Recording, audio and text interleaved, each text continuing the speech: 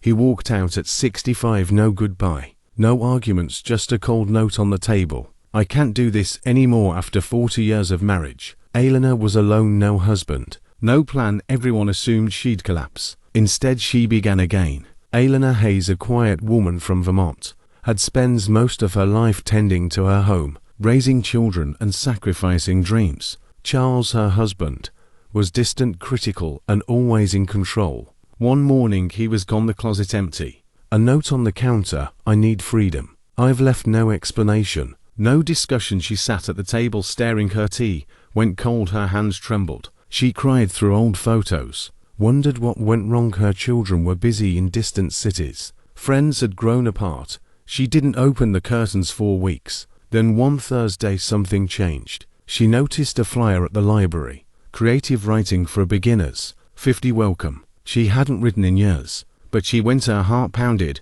as she entered the class. That day changed everything. She wrote about the dreams she'd shout, her childhood in Maine, her silent pain. Each word helped her breathe again. She was no longer just a wife left behind. She was Eleanor, a woman with a voice. She walked outdoors more, let the breeze kiss her face. She smiled at strangers, joined a gardening club. She painted again, not perfectly, but joyfully. One day, a coffee shop poster caught her eye, open like night. Share your story. She hesitated, then signed up that evening. She stood before a crowd in a little cafe, nervous at first, then steady. She spoke of heartbreak and rising from it. The room applauded. A young woman whispered afterward, "You reminded me I'm not alone." That night sparked something greater. From her living room, Eleanor started a podcast. Letters After 60 women began sharing stories of loss, rediscovery, courage.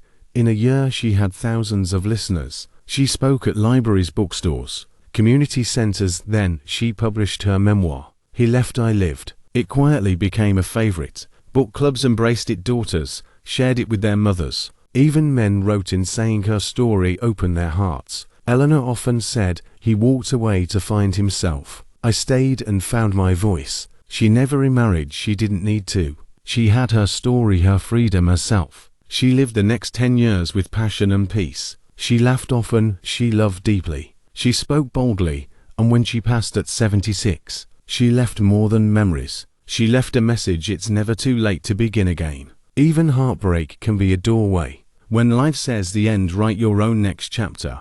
Because some of the most powerful stories begin with being left behind and end with rising. Thank you for watching. If you found this inspiring, like, subscribe, and follow. See you in the next one.